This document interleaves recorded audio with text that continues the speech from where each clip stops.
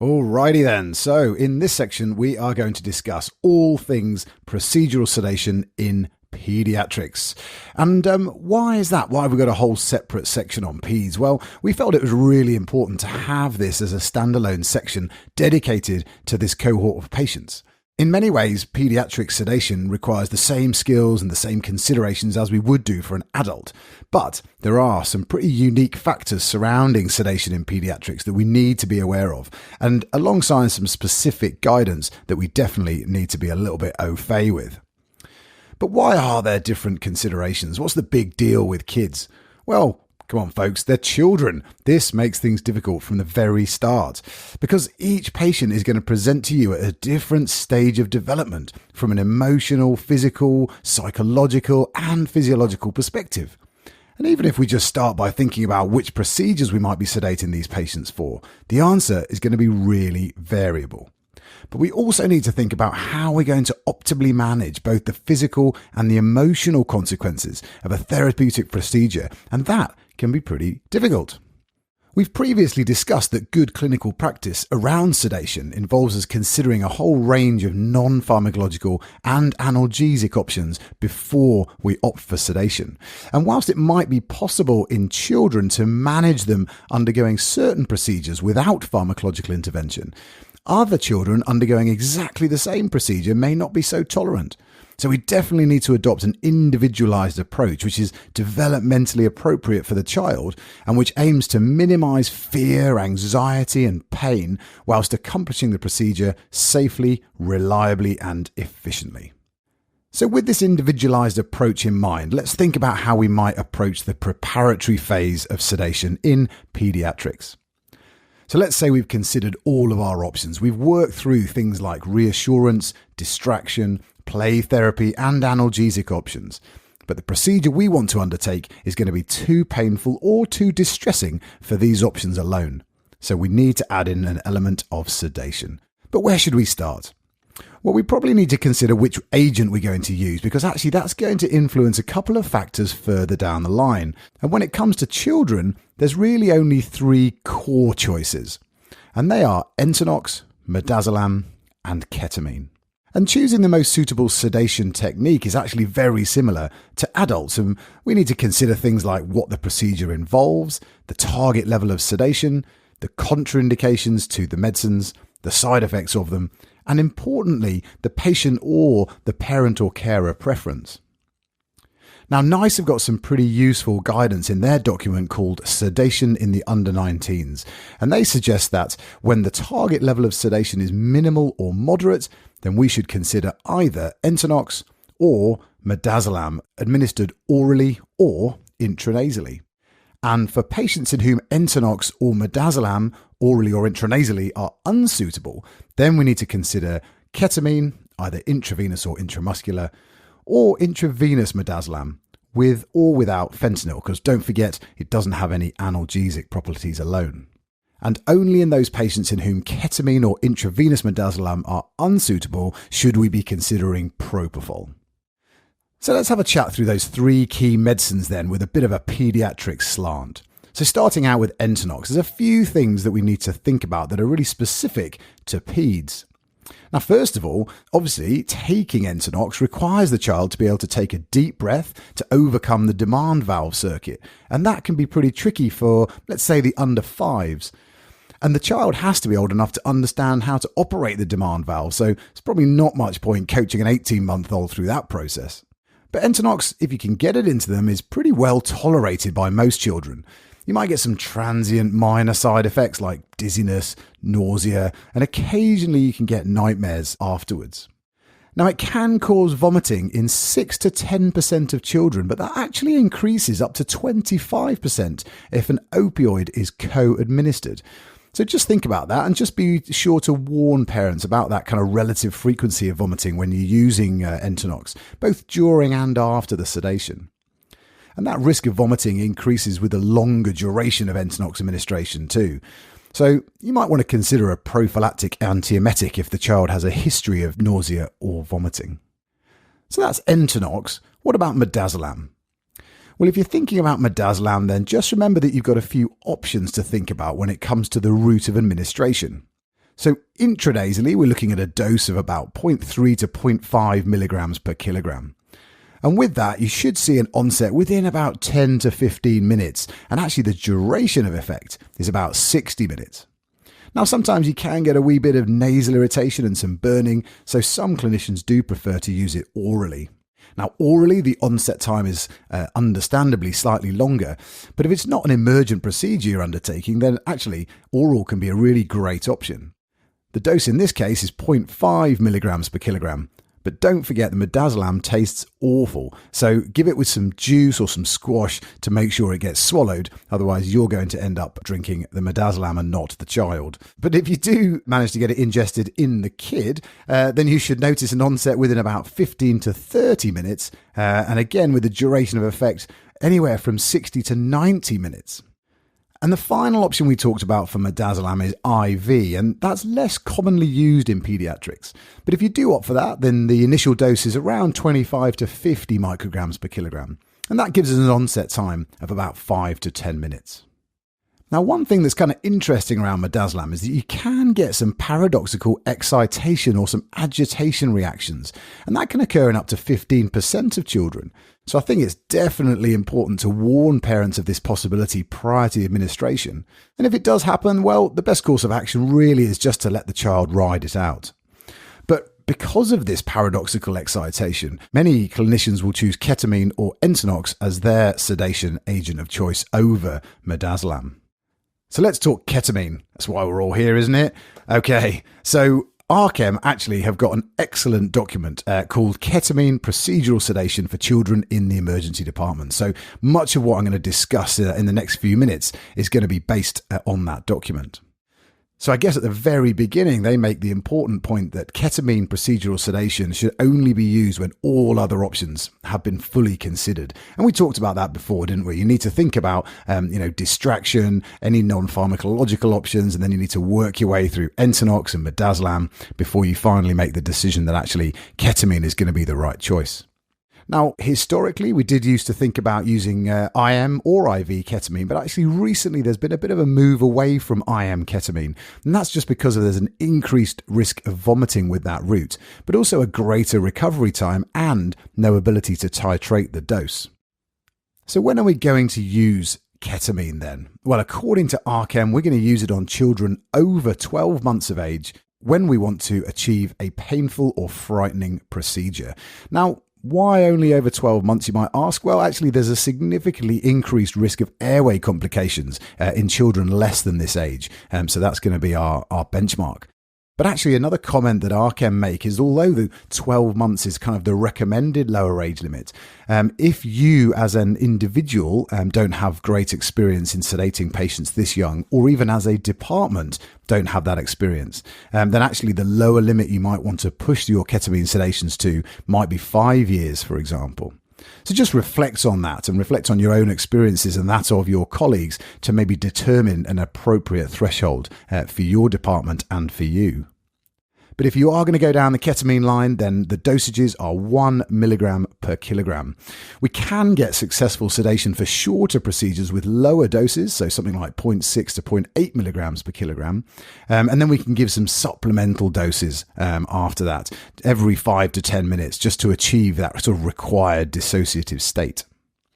And the other thing we can think about is augmenting our ketamine sedation with some local anesthetic, and that might mean that we have to use less ketamine. Okay, so we've decided on the agent we're going to use, but before we crack on any further, we need to carry out our pre-sedation assessment just as we would on an adult. Now, this might be something you do before you make a final decision on the drug you're going to use, because I guess some of the questions you're going to ask might help to inform your decision making. So what do we need to be considering in a pediatric pre-sedation assessment? Well, according to the NICE document, we should be thinking about things like current medical conditions and any surgical problems, their weight and a growth assessment, any past medical problems, including any associated with previous sedations or anesthesia, any current or previous medications they're on, obviously including any allergies, their physical status, including an assessment of the airway, and then, importantly, like we discussed previously, their psychological and their developmental status. And when we're reaching for ketamine, RChem recommends all of those factors we've just discussed, but also they want a formal assessment of the child's ASA grade to be undertaken. And it absolutely should go without saying that that pre-sedation assessment should be formally documented in the patient's notes. So other things we might want to do before we get involved with this sedation, things like calculating the key resuscitation drugs you might need and ensure they're readily available if required. And ensure that the child or the young person is prepared psychologically for the sedation. Talk to them about the procedure and what they should do and what they might experience. Talk to them about how to cope with the procedure and ensure that information is appropriate for the developmental stage of the child. And also, don't forget about the parents. Give them the opportunity to be present during the sedation if that's appropriate. And if they decide to be present, give them advice about their role during the procedure and how they can support the child in the best way to get them comfortably and safely through the procedure. So once we've successfully sedated the child, we've completed our procedure that we were sedating the child for, the child should be left to recover in a quiet, observed and monitored area under the continuous observation of a trained member of staff. Now, the monitoring can be removed once their vital signs are within normal limits for that child, and an advice sheet should be given to the parent or the guardian, advising that the child rests and is kept quiet and given supervised activity for the remainder of the day. Thinking about eating, the child shouldn't eat or drink for a couple of hours just to reduce that risk of vomiting. And NICE states that all of the following criteria also should be met before the child is discharged. And that is that the vital signs have returned to normal levels, the child is awake and there is no risk of further reduced level of consciousness, and that nausea, vomiting and pain have all been adequately managed. Well, that's excellent, James. Thank you very much for that lovely overview. But, we're not going to let you off the hook that easily. So let's crack on with some awkward questions. So Rob has already said about fasting in adults. And this is such a talking point, I think, when it comes to sedation, this fasting status to make sure that it's as safe as possible. And that's obviously a good thing. Yeah. Now, some procedures are really emergency procedures that need to be done there and then, and others which have got possibility to flex time a little bit. How strict do we need to be to ensure a safe procedure is performed with regards to fasting and paediatric procedural sedation? I think that's a really good question, Simon, because like you say, it's one of those kind of clouds that sort of loomed over sedation for a long time. And actually, thankfully, things are getting a lot clearer. And you're absolutely right. Rob talked about that fantastic, big, multidisciplinary consensus statement by Green et al., didn't he? And thankfully, that covered sedation in children as well as adults. And as a reminder, their conclusion was that any urgent or emergency procedure shouldn't be delayed based on fasting time. So that's definitely a headline that we need to keep in the back of our minds. So if that patient in front of you needs an emergency intervention that requires sedation, then you can crack on and do it. Now, it doesn't mean that before starting the sedation, we shouldn't talk to the patient and ask them about when they last ate and record the time that they last had some oral and fluid intake as part of our pre-sedation assessment and a good sort of pertinent history. But it just means that we don't have to worry about waiting if they're not fasted. And if we feel like we need a bit more support for that decision making, then actually NICE have got our backs as well with their paediatric sedation guidance, because they say that fasting is not needed in paediatrics for minimal sedation. So that's essentially, I guess, sedation with Entonox. A moderate sedation in which the child is going to maintain verbal contact with the healthcare professional. Or for the emergency procedure, which we've just talked about. Now, you might just wonder where that leaves us when we're thinking about ketamine and that other weird plane of sedation, the dissociative sedation, because that's not been mentioned there. Well, helpfully NICE just say that we should refer to professional guidance. So thankfully, we've got that covered too, because RChem have got that wonderful statement on ketamine sedation in children. And so they say that there's no evidence that complications are reduced if the child is fasted. Again, the fasting state of the child should be considered in relation to the urgency of the procedure, like you alluded to, Simon. If we can delay it until the patient has been adequately fasted, then that's absolutely fine and probably is a little bit safer. But actually, the recent food intake shouldn't be considered a contraindication to ketamine use. So Thankfully, I think all of that in summary is we can follow the same guidance as the adults. And if we need to crack on with a procedure, we can. And otherwise, if it's a non-emergent procedure, we probably just need to think about how important it is that we carry out the sedation versus how long the patient's been fasted for. That is really nice to know that that guidance exists out there, and it's also extremely convenient, isn't it? Because it really helps support the practice and how urgently we believe in some circumstances we need to deliver that sedation. So, okay, you've ticked that one off.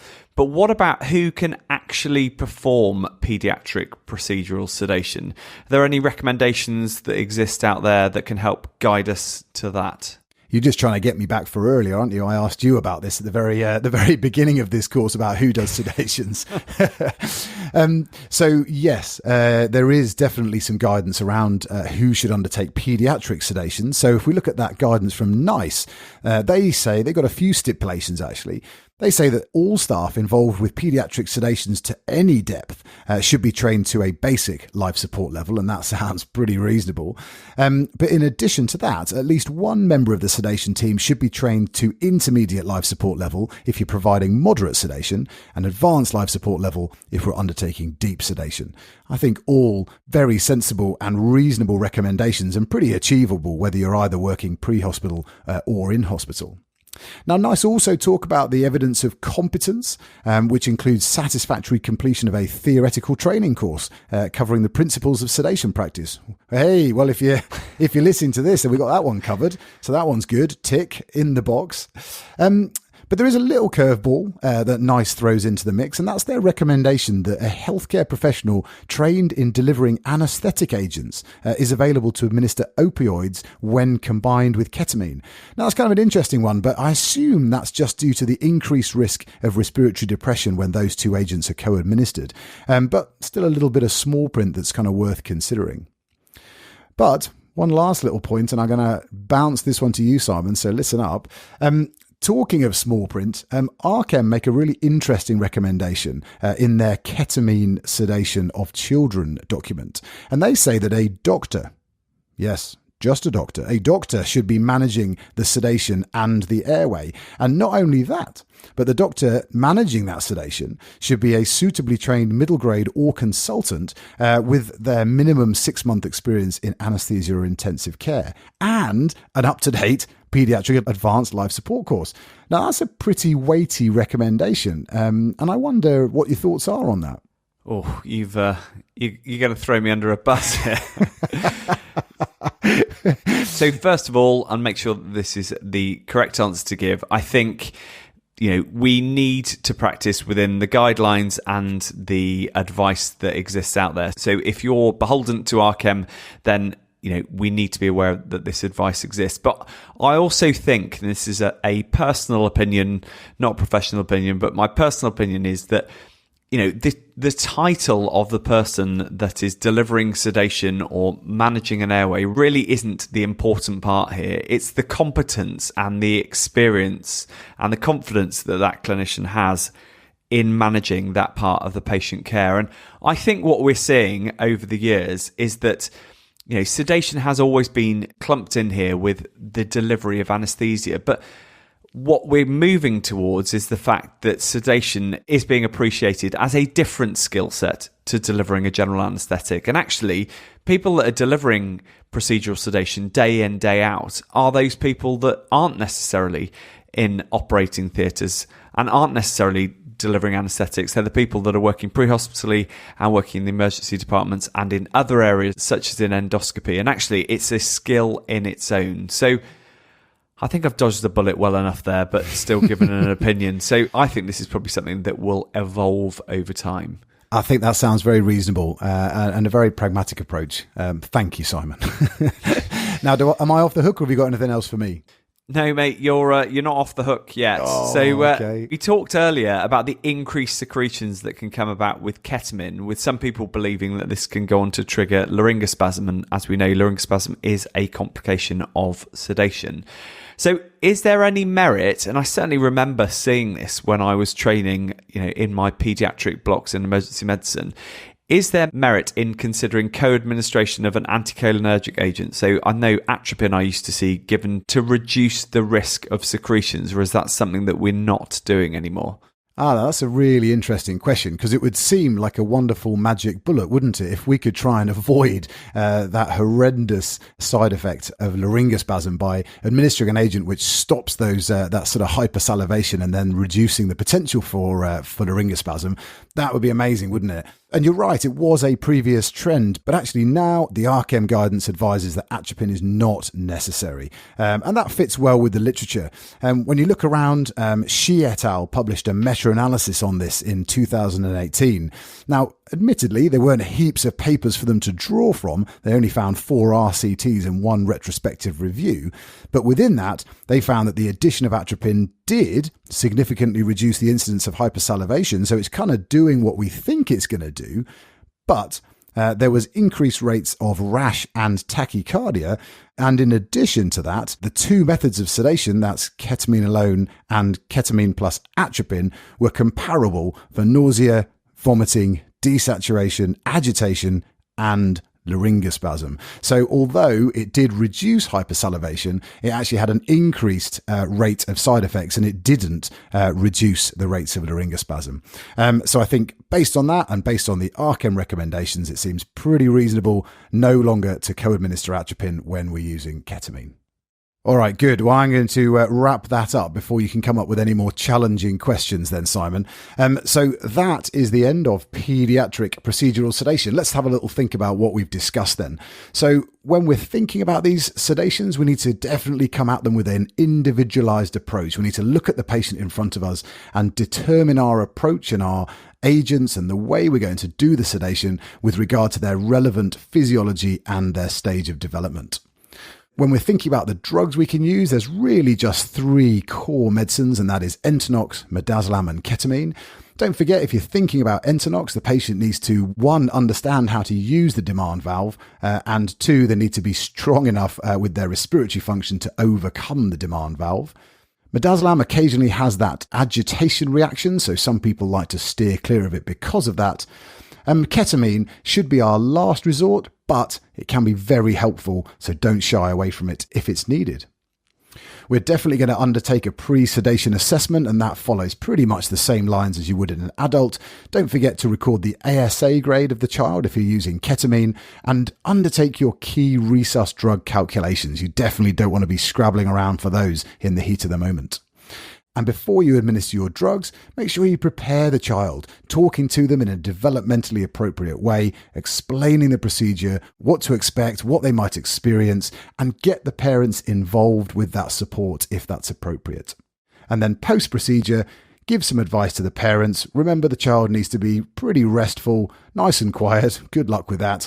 And no eating and drinking for a couple of hours.